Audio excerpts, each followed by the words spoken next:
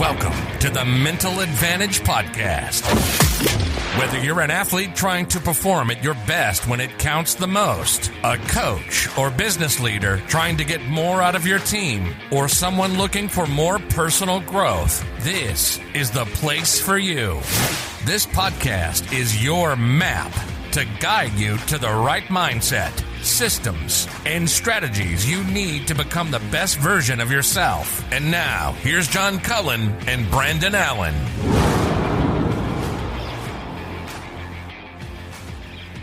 All right, welcome to the show. We have a good guest tonight, Aaron Goodson from Mississippi State University, and we're really looking forward to talking to Aaron a little bit about, what he's doing with those student athletes down there. In Stark Vegas, right? In Stark Vegas. So, now, I will say this: the power of the Mental Advantage podcast. We start this interview, and Dr. Goodson is the assistant. Correct me on the exact title: associate or assistant he's director. Assistant director for counseling and sports psychology in the Department of Sports Medicine and Performance at Mississippi State University. Get that on a business and card. Listen, you better have a full note card. And by the time after spending an hour with us, the good doctor is now the director. Right? That's it. He is the director of all of that. This show stretches so far and just affects so many people. Oh. We're affecting lives right there. I mean, this is a guy, Dr. Goodson, who, he's feeling good about the assistant director. That's not too shabby. You start the interview like that, and then he drops that bombshell on us late in the interview. And he does. Hey, by the way, let me go ahead and throw this scoop out there to you. He does. I tell you what, though, I guess I shouldn't be surprised anymore at the quality of guests and people that we're talking to. But I mean, he's one of those guys that just, when the listeners hear him, he showed up. He's got a big smile on his face. He's just a very warm and welcoming guest, and I'm excited that the listeners get to hear from him. He's one of those that we record these on Zoom calls, and I wish that you guys could see. And one of these days we'll get to that point where we are doing these, not necessarily live, but on YouTube or something. But man, you talk about somebody, and I imagine the listener is going to be able to feel and see that Absolutely. Smile through the audio, because he is fired up. I mean, talk about an energy giver. He's somebody who's definitely bringing it. So no doubt about it. Great interview with him. Hope you guys enjoy it. And we'll see you next week, or talk to you next week when we have Dr. Mo back. We need to have a good theme song for Dr. Mo one of these days. But in that Grand Slam series, he's going to be the guest again next week, Dr. Mo Pickens, for part 2. So we will talk to you all then. Excellent. All right, we are really excited to welcome in this week, kind of continuing that college tour, I guess. I feel like we're being recruited again, Brandon. But this week we've got Aaron Goodson from Mississippi State. And Aaron's the assistant director for counseling and sports psychology in the Department of Sports Medicine and Performance at Mississippi State. And you talk about somebody who gets to deal with a lot of characters. First of all, Brandon and I have a good friend and former teammate in Scott Foxhall who works there at that staff. And then we know, of course, Coach Chris Lamonis, who played at the Citadel. Yeah. And just before we came on the show, Brandon and I were like, oh, how do we forget the Pirate, Mike Leach down there? Like, That's right. That's right. Are you kidding? Aaron, welcome to the show. Thanks for joining us. And John, Brandon, it's so great to be here. I appreciate you all having me and look forward to our conversation tonight. Absolutely. So do you get a chance to run into old Mike Leach much on campus down there, or is he kind of staying more in that football realm of things?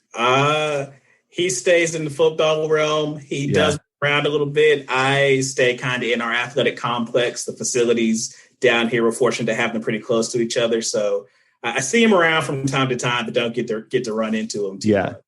Well, let me ask you this question, Aaron. So when people, whether it's friends, family, whatever, ask you, so what do you do down there at Mississippi State? How do you answer that question? Oh man, it depends on who I ask, and it depends on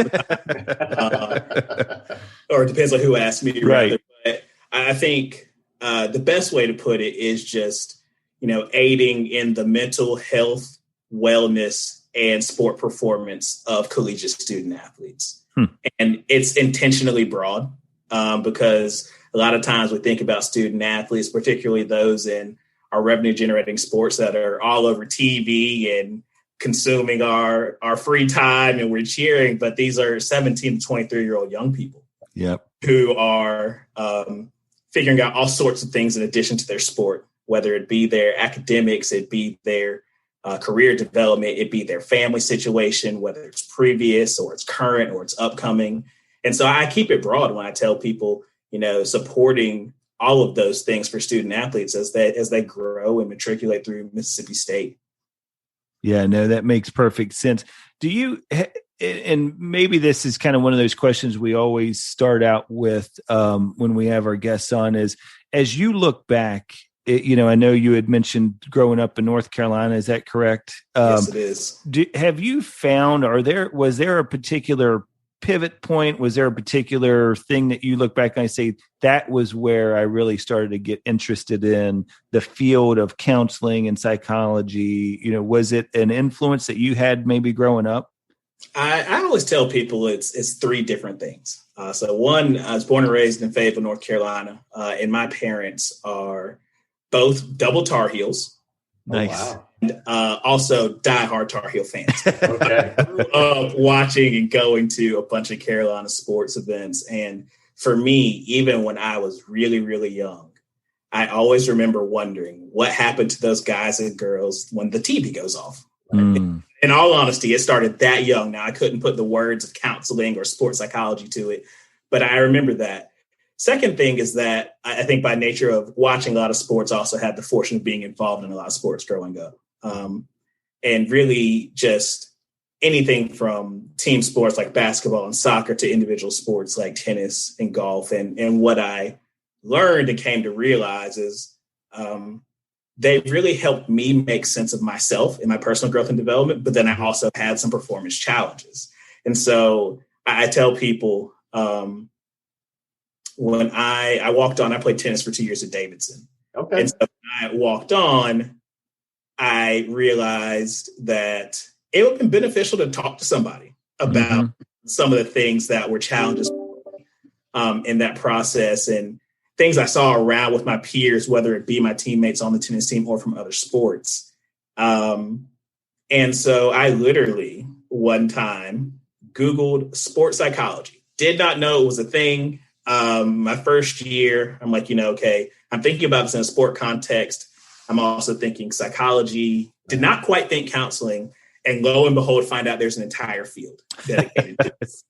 Score. And so from doing that, I'm like, all right, that's cool. How do I find somebody to talk to? But what that grew into was the opportunity to create an independent study course in my second year at Davidson in it. Oh, wow. And the rest is history. I created the independent study, and probably halfway through that semester, I said, I'm getting into sports psychology for a significant portion. So found out their graduate education and training programs and started contacting people and obviously took coursework that worked. And then I don't know if any of your other guests have talked about this, but one of the wildest things about sports psychology, particularly in the college athletic realm, is when I started grad school in 2013, I started with the idea that when I finish school, it will take me contacting a coach or contacting an athletic administrator to sell myself on the importance of these services for their student athletes. Right. Yes. Between the years of 2015 up through now,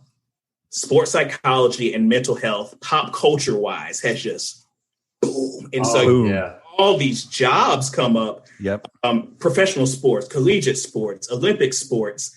And so, it's kind of, perfect time in some regards, but then in other times it's been awesome to to see those who have been doing this work long before I was a student be able to get a little bit more recognition and really speak to the value of developing these people who play sports as people, right? Yes. Yes. As in addition to helping them perform at their best and create these moments that we celebrate, for years. So, it's been an interesting journey, but I think the childhood experience, finding out it was a field, and then every experience I had in grad school just confirmed, like, you know what, this is it for me. Yeah. So it's interesting. It's a really nice segue because it's a question that I ask a lot because I'm very curious from a culture standpoint at Mississippi State. John and I talked about it. We're old enough that to your point, this was never around. Now, we did some things as athletes at the time that now have a defined clinical name. They've got a process associated to it. And there's kind of an endpoint. We didn't have that, but even with the rise and the acceptance of mental health and mental performance, do you still find whether it's certain sports or are there times that the athletes are just a little like, hey, I want to talk to you, but I probably shouldn't because of either peers or coaches or whatever the case might be?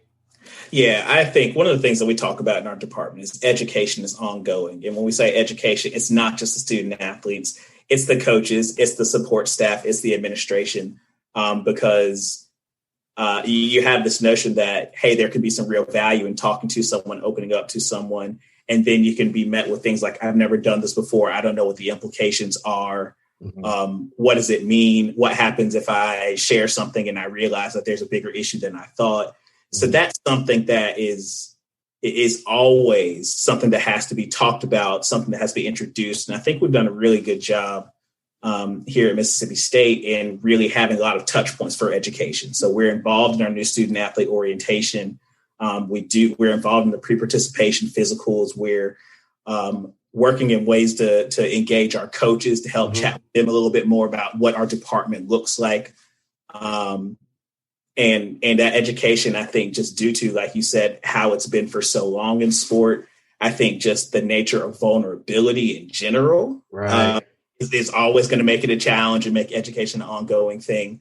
But there are times where it comes up. And I think as a clinician in sport, specifically for me in an athletic department, it's part of the job and you're okay with that, right? Sure. So it definitely comes up. I think when you have investment from an athletic department standpoint, it's one of those things that does start to combat the stigma that, hey, we recognize the importance of this to the point where we have full-time staff members, right? And that we're willing to contract out in some cases for some institutions, but it definitely still comes up, and it will always come up. You could have a staff of people in a college athletic department, and that's always going to come up. But sure. Yeah. So you mentioned too, you kind of really keep it broad when you're dealing with athletes, and one of the things that I don't know that we've ever asked anybody, John, certainly correct me if I'm wrong, but I like what you said earlier, Dr. Goodson, about kind of growing up and having both team sports and individual sports. Do you find that, because I know if it's a strength and conditioning coach, you're going to have a sports specific type of workout. Now you're going to have kind of a general fitness requirement, but then you're going to get into some of the sports specific things.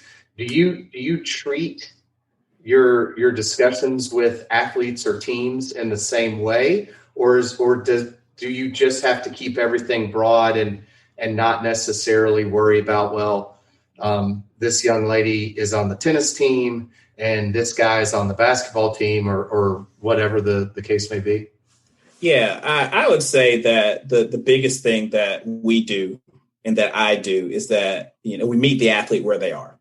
Okay. And so doing that instead of taking the demographics such as the sport type or other things like that into consideration, really helps ground you. And then as you get more information, you really let the client lead. Okay. And so there may be some issues that come up that are unique to the team sports setting, that might be unique to that culture, that might be unique to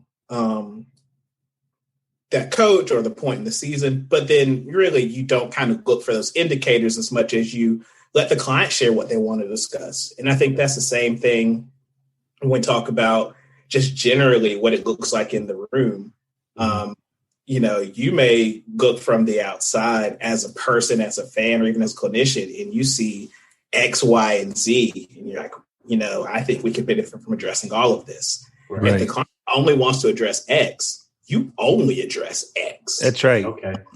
That's a really good point. I think there's real value in doing that. And I think as the rapport builds and as the trust builds and the familiar with the process, the client will open up about Y and Z, or they might open up about the alphabet in the first session. You're like, all right, okay, yeah, here we go. yeah, this is a lot. Let me get another pen. Let's kind of classify and organize this. But I think the big thing is we don't.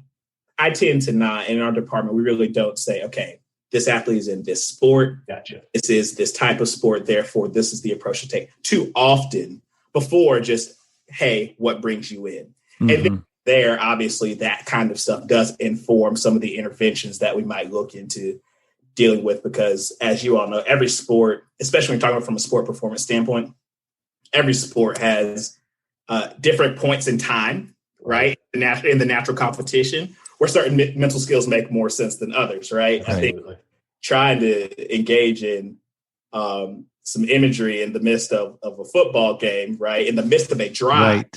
It's going to be a challenge, right? Versus thinking about, okay, what does it look like when your unit is off the field? What does it look like in the locker room at halftime? What does it look like integrated to your pregame routine? And in the same token, a sport like tennis, obviously familiar with that as playing, but in the event that I'm talking to a client about it, tennis is very different than a sport like soccer, where tennis, there's a winner and a loser every single point. Yes. Yeah. Right. And then on top of that, for college, then somebody yells the score at you. Right. So you can't really escape the fact that this, this just lost that point. Right.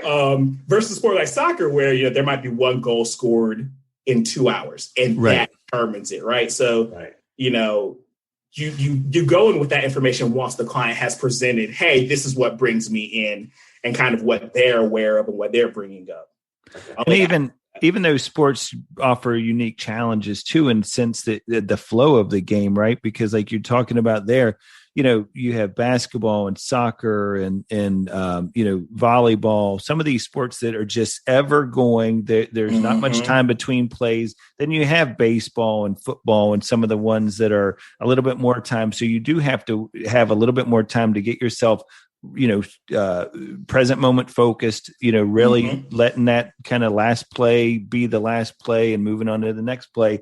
But sometimes with those other sports, it's like really, really quick. And it's to your point, I think it's also why it's important not to try to pigeonhole every single mental skills approach into every sport, because like you said, if you're trying to do imagery when you're out there on the football field, someone's going to get in trouble, so you're getting ear hold. Yes. Yeah. Well, either that and it's funny because I was thinking about the point you raised about stigma, Brandon, and kind of with education, like what do people in the athletic department, whether they're athletes or they're coaches or their staff members, what do they think we do? The education is important because you're combating some things that may pop up in pop culture. So I'm kind of going on a tangent here, but I'm laughing. Thinking, you said imagery in football, and I'm thinking Waterboy, right? Right. That's right. So people are like, oh, visualize an attack. Visualize an attack. And it's like, oh, visualize, that's imagery. And it's like, no, we're not teaching people to visualize something they don't like and use it as aggression in the moment of the game. But that's some of the stuff that when you think about kind of coaches or athletes, like, what do you know about what this looks like? Mm-hmm. Right? Yeah. You'd be surprised at some of the stuff that comes up, or like, you just need to do some of that magic that you do. Yeah. I don't do magic. I often joke with coaches and athletes sometimes whenever the point of like magic or like, oh, I just want to fix this, or a quick fix comes up. I said, look, I'm not going to lie to you. I love you to death. But if I could figure out how to change or fix it just like that, I wouldn't be here. Yeah. I'm making a ton of money. Yeah. Do it for everybody, but it's a process. Well, it's learning to reset and whether it's a reset breath or just reboot the system. I mean, so much of dealing with college athletes, especially, is just getting them to be less hard on themselves. It's fighting that kind of, self-confidence is lacking a lot of times. I think the outside person, and you hit on this earlier when you said you're talking about athletes that are 17 to 20 years old that aren't really that good at dealing with all of the ebb and flow of life as it is. They still have to develop that. None of us were at 17 to 20 years old. So now you throw on the pressures of athletics on top of all of that. And I would imagine that for you and the folks on your staff, that a lot of times when you start thinking about, Brandon and I talked about this on our last show, is that as college athletes, about 5% to 10% of your time is actually spent in a game. The rest of the time being college athlete is all being in school. It's all doing practice and stuff like that. So it's not that game environment that all the fans get to see. My question would be, as you look at, there's an old expression, if you treat everybody that you encounter as if they're hurting, you're not going to miss by much.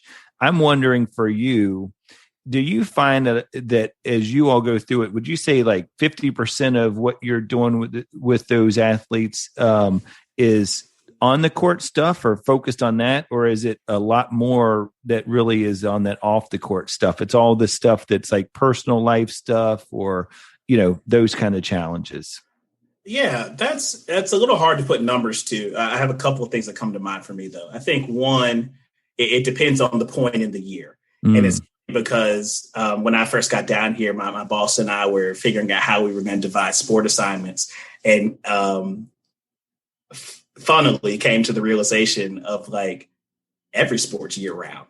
Right. That's right. But to that point, I think the presentation of some athletes while they're in their competitive season may lean towards performance, right? Versus when you're off season. And some of our approach does that too. If we have an athlete that may have revealed there's a traumatic experience that is showing up and impacting their performance, and they are 2 weeks away from SECs, we're not diving into that. Right. We're not diving into that at that time. And the other thing that comes to mind that kind of connects to that is we often, when I talk about the education piece and sharing with coaches and administrators and other stakeholders and figuring out kind of what we do, performing well is not always evidence of the absence of a clinical issue. Yes. And the presence of a clinical issue doesn't always mean that someone can't perform well. And so we really hammer that home. So when we're talking about that whole like spectrum of wellness, you'd be some people present with some of everything. But I do think, like I said, depending on the time of the season, kind of informs not necessarily what they present, but kind of how we engage and kind of the interventions we take. And then I think at the same time, we think about kind of COVID as it started in March 2020, and even as we're seeing the lingering effects of it now as it's still going on, that impacted a lot of what showed up in the room. The uncertainty, the people getting sick on campus, teammates getting sick, people being sick back home, but I'm on campus, so I can't be there to go home. So, I would say probably about 65-35. Yeah. 65 clinical, 35 performance. But at the same time, it's always interesting that someone may come in for a performance issue and you start talking and they start talking, you start listening, and there's something clinical there that's kind of driving it. Or they may come in with a clinical issue and they say, I'm seeing this impact on my performance. So, yeah. Well, so often, though, whether it's the court or the field or whatever, that's almost an escape, right? I think as an athlete, you learn to compartmentalize things, right? And I like what you just said there too, though, Doctor, is that getting closer to when you unpack certain things, it gets messy, right? And it can. Yeah. And I know through my own, kind of journey, that there are times that things get revealed that can really shake your foundation a little bit, for lack of a better term. And what's interesting to me, though, is as a competitor and as someone that's treating that student athlete, do you find it a challenge to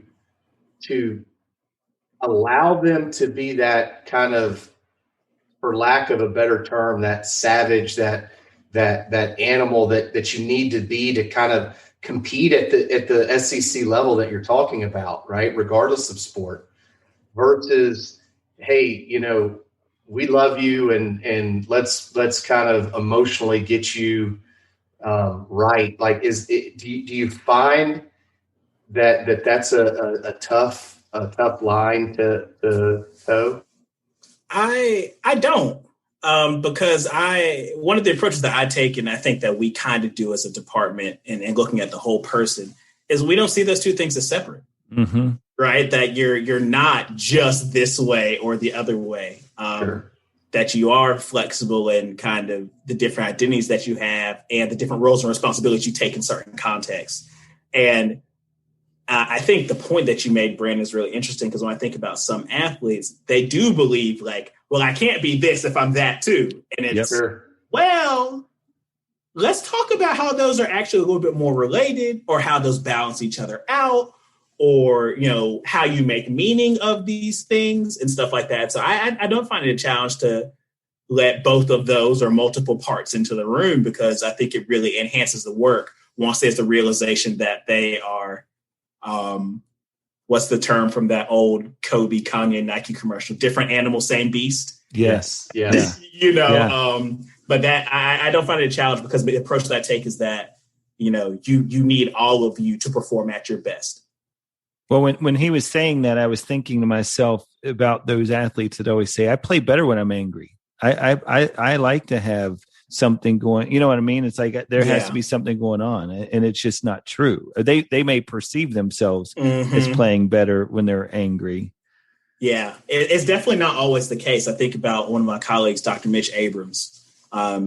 It talks about in applied sports psychology, and he's done work in a corrections facility as well. It talks about not anger being like an on or off thing, but adjusting the flame, right? So the ability to, a lot of people will say harness and utilize, right? And funnel and focus. But I think beyond those cliche terms, to better understand what that anger means to you and how that does contribute to you, I would say playing differently, right? Like, you're not going to say better or worse, because some people like it is better. Right. Something happens, right? Like maybe your focus is enhanced when you are angry, or maybe your anger is sadness, or maybe your anger is embarrassment, or maybe your anger is something else, right? But it's not hey, we need to close that off.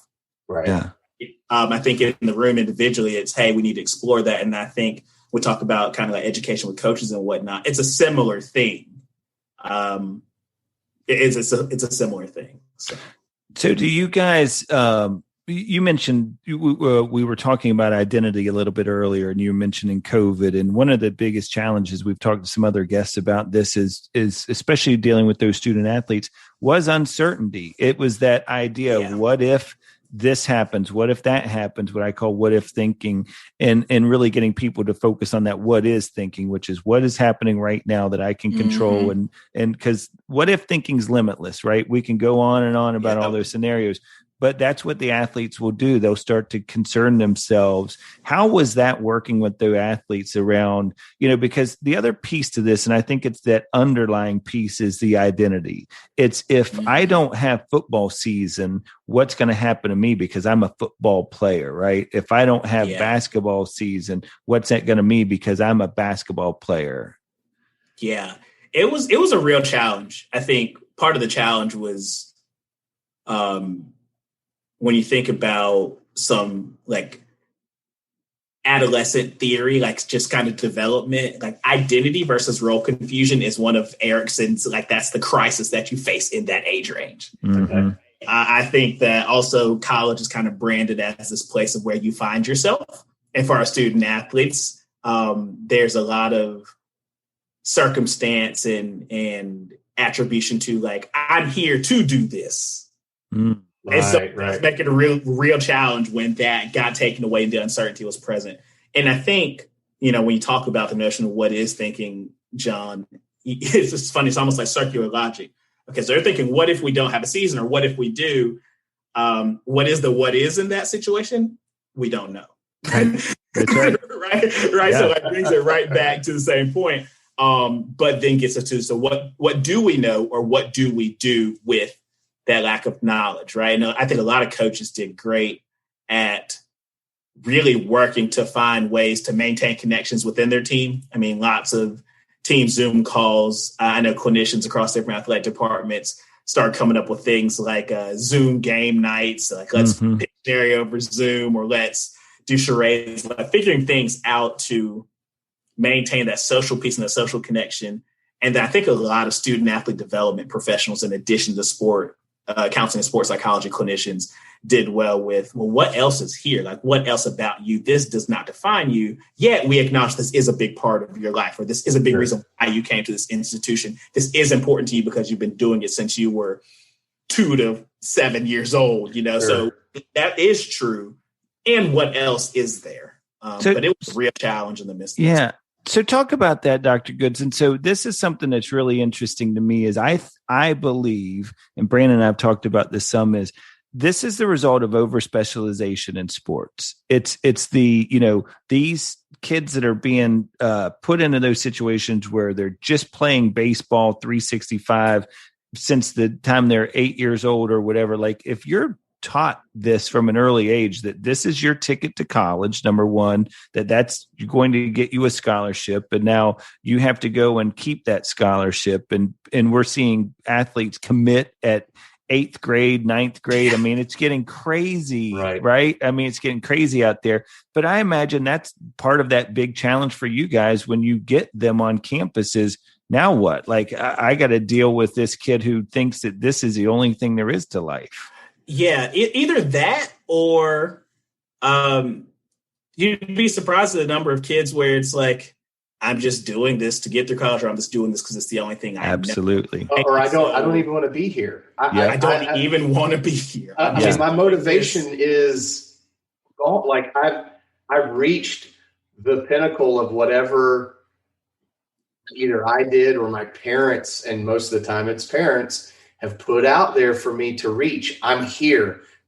What else is there for me to do at this point? Yeah. So for us, I think depending on the issue that's presented, in particular, if it is one around motivation or it's one around burnout and things of that nature, it's like, tell me how you got here. Everybody has such a unique story on how they got here. And I think, unfortunately, for some of our athletes, it's the first time that they've been asked that in a way that just allows them to own the entire process versus, I was recruited by X, Y, and Z, and then I came down and I visited. Like, everybody asks that. That's what they push in the stories. Yeah. And so, like, it's easy to, for them, I think it's easy to forget that there are additional pieces to the narrative. And so when they come to our office, it's reminding them of those other pieces that, when I do ask, or when our colleagues do ask, how did you get here? And start giving the recruiting story, I'm very quick to be like, okay, like before that, like there's more to it. And as they start sharing and unwinding and figuring things out, that's when some things start to be revealed, or you start to be able to connect the pieces either as a clinician or even the clients themselves. Like, oh, I never thought about that until I just told you these things in this setting. Yeah, no, that makes perfect sense. So have you found in your time, at Mississippi State and some of the stops before that, WVU and some of those areas, are there certain pain points that are more prevalent than others when it comes to these student athletes that are across the board? I mean, I know just in some of the teams I've worked with in the past as mental performance coach has been, a lot of self-confidence, a lot of, performance anxiety, those types of things. Are there any that you see more than others, or has it just been pretty much the, run the gamut of everything? That's a good question. I'm tempted to say run the gamut. We've seen the gamut of sport performance issues, but I think motivation is probably a little bit more common. Mm-hmm. I think it finds ways to be interwoven in so many different issues. Mm-hmm. Because when I think of motivation, I think at its core, I think behavior change. Right. And so that doesn't have to be something in the midst of competition. That can be a habit in training. It can be adhering to a certain team rule. It can be communication with teammates. So when we talk about like what is your motivation to change this? Right. Not even motivation and you have to be super motivated, but just really thinking about what drives that behavior. And it may be the perception like, I don't get anything out of this, or this wouldn't be in line with how I see myself, or this wouldn't be in line with how others see me, or, actually more common than people realize, I've never done this before. And so that's where the hesitation and the lack of motivation shows up. And let's explore that. Like, let's explore some of the concerns that come up with, and especially with this population where you've done so much to get to this point and people celebrating you. Like, let's explore the possibility of you doing this and getting it wrong. Right. What does that look like? And that oftentimes is a question that can bring a lot of rich information and data out. But yeah, I would say motivation is probably the thing from a behavior change standpoint that pops up the most, regardless of whether it's in competition, I'm trying to change some things, or in training, I'm trying to change some things, or I'm trying to have a better relationship with my coach or with my peers. Yeah. So I'll ask a question that we may not have time for. So if we need to at some point in time bring you back, then that is fine by me. Listen, we're gonna have to do part 2. But you talk about motivation. So I've got 3 children. My youngest is 13. My oldest is 19. I've got a 16-year-old in the middle. The oldest had an opportunity to play basketball at the collegiate level, decided not to. Mm-hmm. My youngest, you talk about motivation, is just starting to develop and understand that there is work required outside of what is a scheduled practice or scheduled team activity.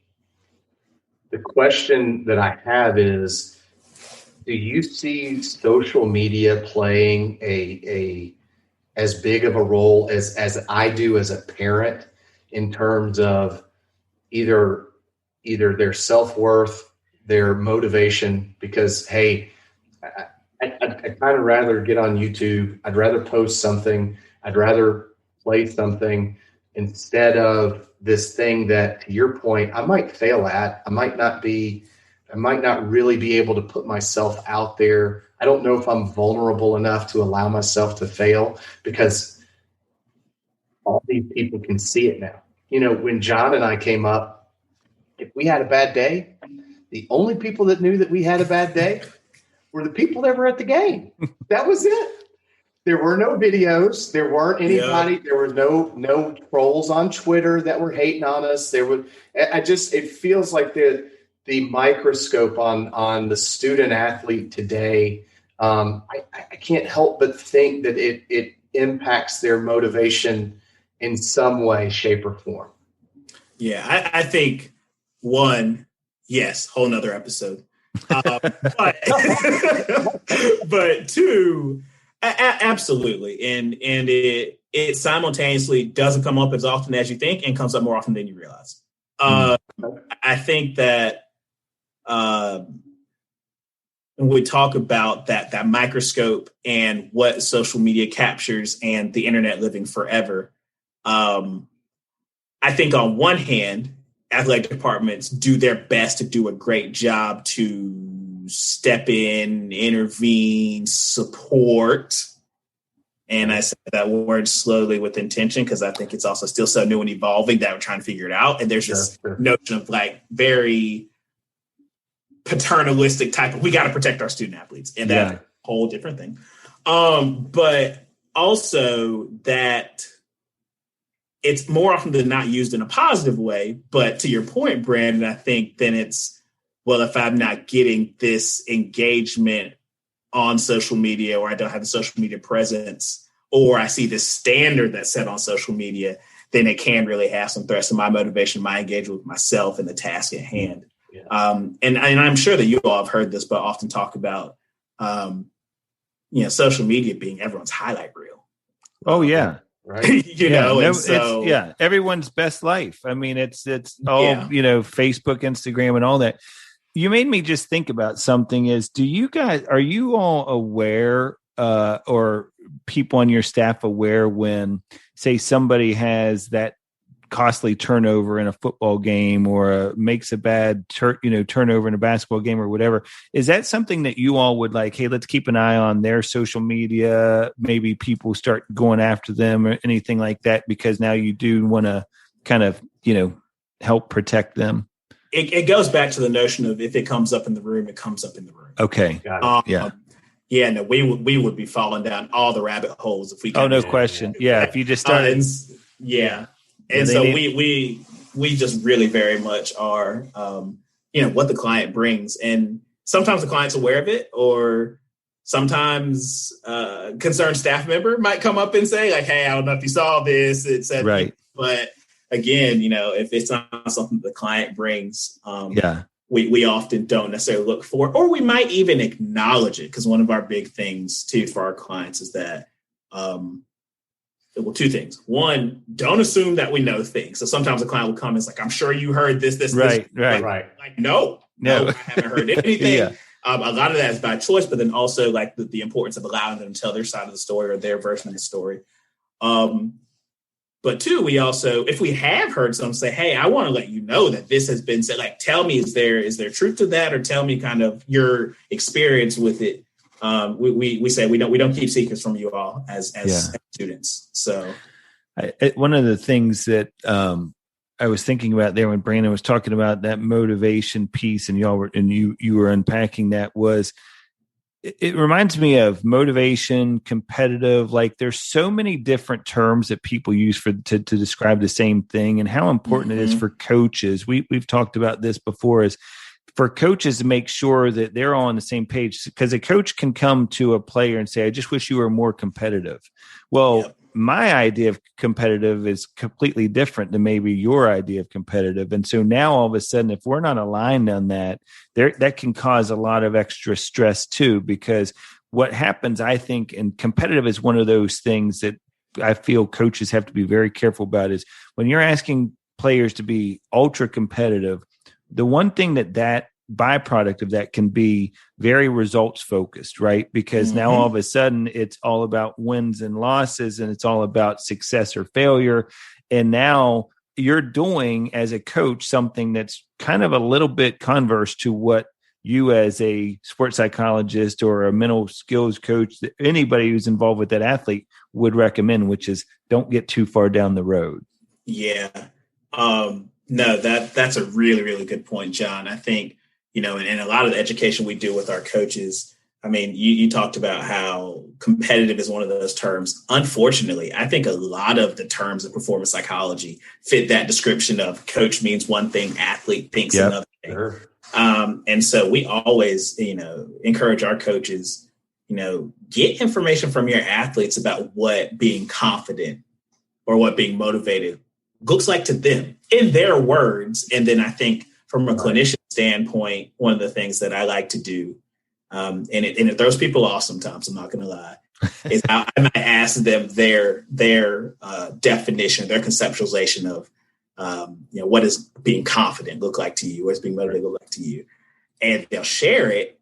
And I kind of have a meter for it now, but I'll say, okay, are those your words, or are those words that other people have told you up until this point? Right. Yeah, I like that. And sometimes they'll say, no, I don't agree with that part of it. Okay, cool. Well, tell me more about what it does look like for you. Or others like, no, I think it does look like this for me, and this is how I know. But I think you can't go wrong with getting the athlete themselves to articulate what those specific terms mean to them. And when coaches and athletes get on the same page, like, oh, never mind, it's not that you're not confident. I just would like to see better body language from you. Right. It's not that you're not confident. I just want to see this behavior or this kind of, this thing that denotes that you're in this headspace. And that goes a long way for all parties involved. Absolutely. Well, and it goes in any relationship, right? An uncommunicated expectation is always going to lead to trouble. And it even if, to your point, hey, if I just either don't have an expectation at all, which is I don't, that there's some value. It's a slippery slope. It is. There's some value, but if as a coach or as an athlete, if I had a coach that just said, hey, this is what I mean by this. This is me trying to level set your expectation or my expectation of you. Well, now I know the rules of the game, right?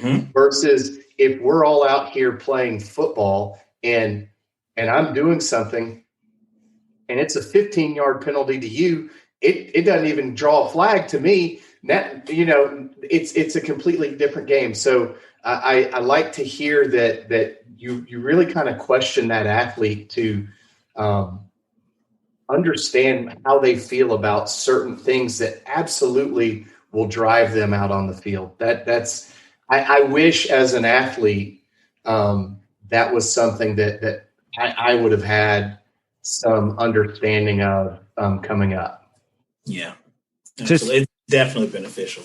Speaking of coming up, so one of the things that we have discussed on here is how parents are a lot of times that first mental skills coach. I mean, they are going to be that person who has a big impact, a big influence on that young athlete. In your role and based on your experience, I mean, what advice would you give? Any advice to any of these parents on things that they could work on with those kids and they want to do well? They could work on with their young athletes to better prepare them. Would it be, self-assessment? Like, what do you think would be some of the things you think they could start unpacking now? I think the self-awareness, self-assessment piece is crucial. I think with parents, that open line of communication that I had mentioned a little bit ago about like coaches and athletes, when I say this term, I mean this, what does it mean to you, is good. And with parents, it's tricky because it's very hard to not be perceived as evaluative by your child. Right. So I think that the more that parents can genuinely reaffirm and reassure, and the more that they can give feedback that indicates, okay, yeah, my parent is more interested in this part of the process than my outcome, and explain some reactions too. And I think that's different at different ages. That communication, I think, goes a really, really long way. Because I think one thing that came up, and it applies to children, it applies to people, honestly. But one of the things in one of my classes, my counseling program, was, children are phenomenal observers and terrible interpreters. Yes. I think as a parent, it is incumbent upon you to make sure that the interpretation is as clear as possible. Right. Yes. With certain things, regardless of the mental skill, while also facilitating that development with your child and get them to really start being curious about themselves and what are they aware of and what are they assessing. And those guys have to happen at the same time. And why did they react certain ways, and asking those questions, seek first to understand. I definitely agree. I think this is one of those things that I cringe when I hear some of the stories of and Brandon and I've talked about this recently, of the ride homes from competition and all of the things, because to your point, if every time I get in a car, my dad, or not as much mom, but my dad is always giving me grief about the things that I did, outcomes on the court, whatever the case may be. Well, that goes back to that observation and interpretation. Is my interpretation that might be that the only way I'm going to make my dad happy or love me or whatever the case may be is to be so dialed into these results. I have to win. I have to have a 3-for-3 day at the plate, if I'm a baseball player, whatever the case may be. And that's a dangerous journey.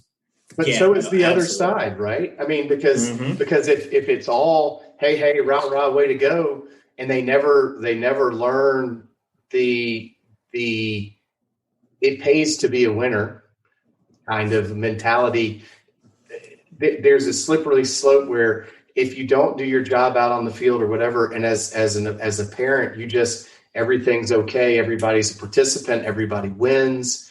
I think there's a slippery slope there. I mean, there has to be some accountability. There has to be some responsibility to either you as an individual or the team. But to, I think the point, it can't be results driven. It's, hey, how did you do in the process? Hey, are you performing the way that the team needs you to, or that, more importantly, that you're happy with? Right. I mean, it's not about me as a parent. Yeah, I think you're spot on, Brandon. I know of some parents that not doing this the entire time, but at a particular age where there is a little bit more of that competitive drive that comes from the child and is reinforced by the team. It's like the only question I'll ask you is, did you have fun today? Exactly. Right? But you can't necessarily start that at age 4, right? That might have some implications. I think the other thing too is like just good, and it goes back to like this notion of getting the information from your child. Just like a good 3-piece feedback thing. I use it with athletes. One of my mentors taught me this in grad school. Good, better, how? What did you do well out there? What do you think you could have done better out there? How would you like to do it better? Or how are you going to do it better? And I mean, it goes back to that self-assessment, self-awareness piece. You might have a child that's, 0 for 5 at the plate that day. Said, what did you do well? It's like, you know what? I swung for it. I missed every single time, but I swung for it. And that gives you an idea of where their head is, Yep. Or same thing. What'd you do well today? Nothing. Okay. Let's engage with that. Or take the approach of, are you sure you did nothing well? Or like, what do you mean you did nothing well? Right. But it all goes back, I think, to that open feedback and communication. And I agree, Brandon, you got to have some standard, but I think it's got to be collaborative at the appropriate age. Absolutely. Yeah. Absolutely. Well, and I think that well, better, how exercise is something that a lot of the people just listening that are just normal employees of a job can do that same assessment, at the end of the week, whatever the case would be, or maybe with your goal setting is, what do you think you're doing well? What could you do better? How will you do that? So I have a question for you. As I was thinking about this, is in listening to you with such passion talk about these things, and you could tell you made the right decision way back when you were in your dorm room. I was just getting ready to say, I don't want you to lose your question, John, but I do want the listeners to understand that as soon as Dr. Goodson got on, he was smiling. Like, I was ready to pour my soul out. I was like, man, I want to tell this guy everything. Yes. I was like, okay, here we go. Yeah, no. So here's my question. So you search sports psychology when you're at Davidson. Is it everything you thought it was going to be? Like, what has surprised you? What's been the most gratifying part of it? I mean, tell me a little bit about that. Gratifying. So I want to answer 2 parts of your question, even though it was only one question.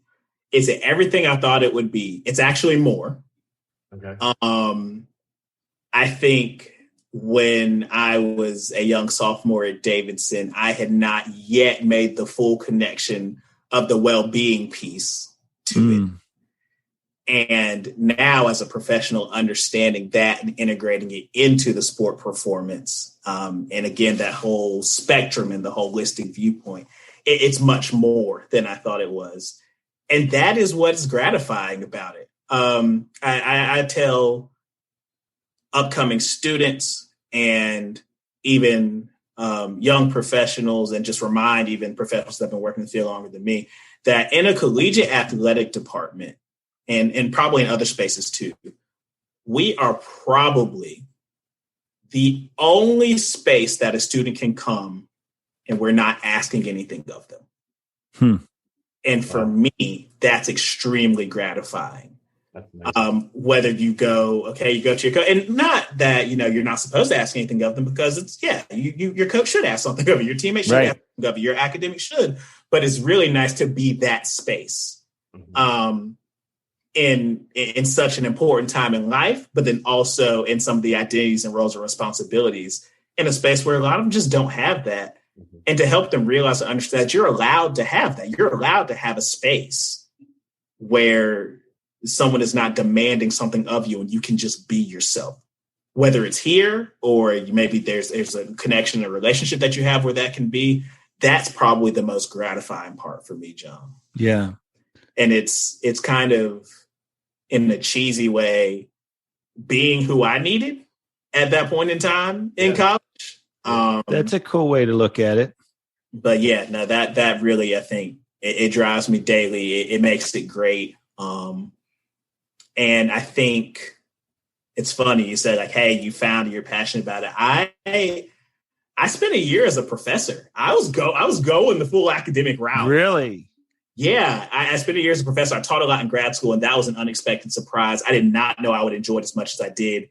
I taught my first year out of WVU at Winston State and HBCU in North Carolina, and then Mississippi State opportunity presented itself. And while I was in grad school, I had the opportunity to work with a couple of teams at WVU. And I thought that I was done with that part of my life. I was like, you know what? Like, it was a cool experience to have in my 20s. I'm just going to teach. And then on the side, maybe I'll do it. And the opportunity to come full time and do it came up. And so this is interesting. So my boss, Dr. Angel Brutus, who is actually my outgoing boss. Oh, wow. Where's she going? Yeah, she is going. She is taking a position with the United States Olympic Committee, who cool, have really doubled down on mental health and sport performance for student athletes or for Olympic athletes and hopefuls. She did a phenomenal job, and the athletic department really supported her vision. And she and I go way back, but the opportunity to work with her and to build something too, I couldn't turn it down. And I'm one of the best professional decisions I've ever made in my life. Well, they're lucky to have you. That's for sure. Absolutely.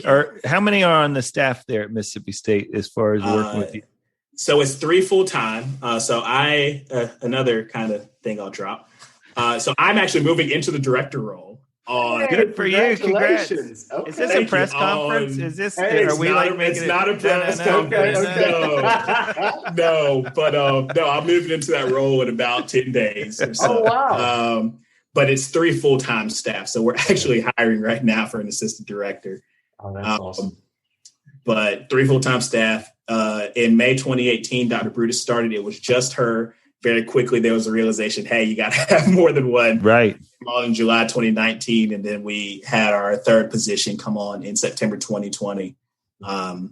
This is crazy when you say these dates. That's 2 years ago. It was just 2 years ago. Yeah. Yes, absolutely. Like you said, it's really blown up, but it's like, that's amazing to me. And Brandon and I were talking about this yesterday, is that you think about, especially in the SEC, everything's the arms race, right? It's like better facilities, better this, better that, or whatever. Well, mental performance, sports psychology, that has become, how can we make our athletes perform at their best when it matters the most? How do we make how do we close that gap from where they are to where they want to be? And that's just another part of the arms race, right? It's let's see who's got the best product. Right. As a parent. Like, to be able to go, hey, we have this, we have this group of individuals, this set of doctors that are willing to be there for your son and daughter as they're going through a very difficult time, and even to the point where,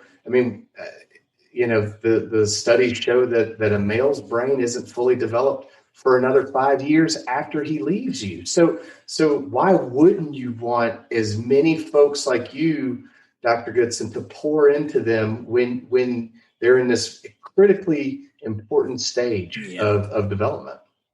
Absolutely. I think both of you all hit the nail on the head. I think for better or worse, it is part of the arms race. And I think different institutions are in different places and recognizing that and being able to do something about it. I think it's one thing to have people full time. I think it's another thing to really integrate them. Having a presence and an expectation to be at performance team meetings or to be at competitions. Some schools have their sports science folks travel with teams. And so I started with that point, said the integration is really important, and it's connecting to what you were saying, Brandon, because, at some institutions, and it's the case for us sometimes, like the counseling sports psych folks are part of recruiting. Right, to say that, like, hey, we know this is an important time, and it gives, I think, a chance to, I don't want to bash the recruiting process. It gives a chance to be extremely authentic and say things may not always go great. Right.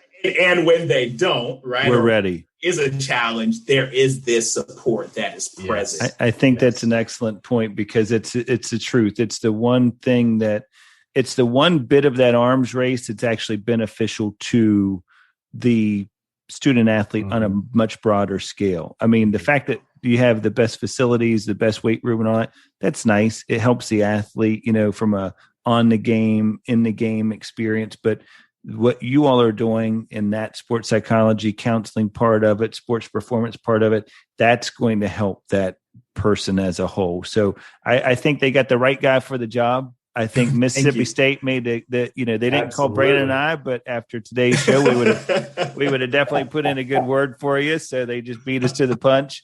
But no, I can't thank you enough. I mean, what you're doing down there for all the student athletes, I'm sure, like many things in the healthcare profession, it becomes a thankless job at times, but you guys are right there, and what you're doing is so important, not just for the 4 or 5 years that those kids are on campus at Mississippi State, but for life, because the things that you're teaching them. It goes from, like you said, strength and conditioning and performance to what Dr. Goodson's doing is life performance, and it makes all the difference in the world.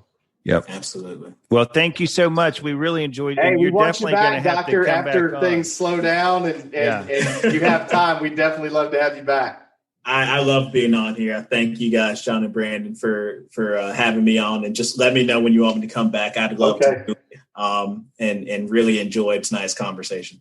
Absolutely. Excellent. Well, we will have the director for counseling and sports psychology next time he comes on the show.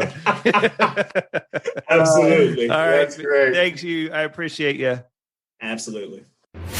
Want to provide feedback or stay up to date with the show? Visit our Instagram page at Mental Advantage Podcast, or you can send us an email at podcast@mentaladvantage.net. To have John Cullen work with you or your team, please write to him at john.cullen@mentaladvantage.net. Thanks for listening to today's episode.